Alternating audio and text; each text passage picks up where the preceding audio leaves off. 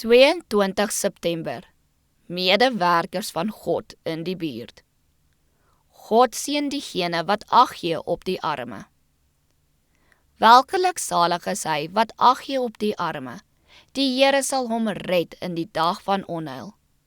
Psalm 41 vers 2. Ons is godsdienstknegte wat vir hom diens doen.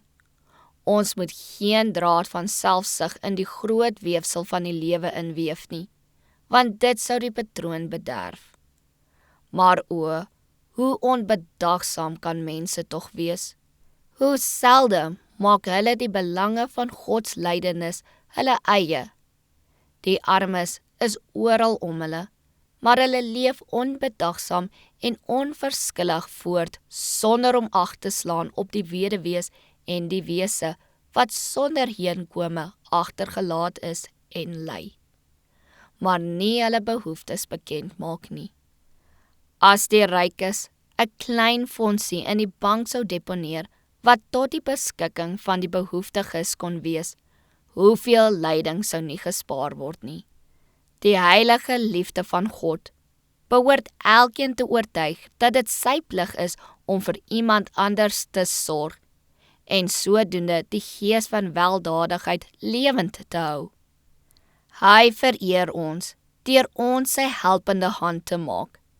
Pleks dat ons kla, laat ons daarin verheug dat ons die voorreg het om onder so 'n goeie en genadige meester te dien. Luister na wat Jesaja sê. Is dit nie dat jy ellendige swerwelinge in die huis inbring nie?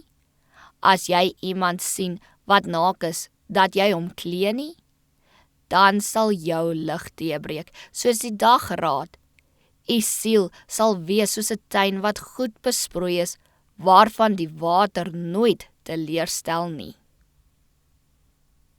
Ek onthou die geval van 'n arm man wat naby 'n ryk weduwee gewoon het.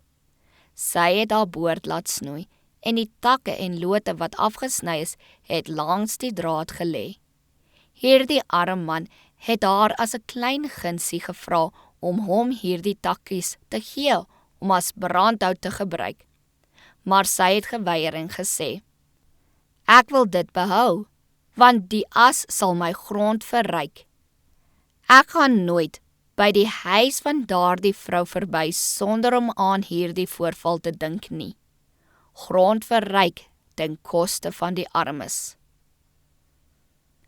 As daar versuim word om die behoeftes van die mensdom in te sien, as daar onwilligheid is om Gods helpende hand te wees, is die kosbaarste offergawe, die grootste vertoon van vrygewigheid, 'n gruwel in sy oë.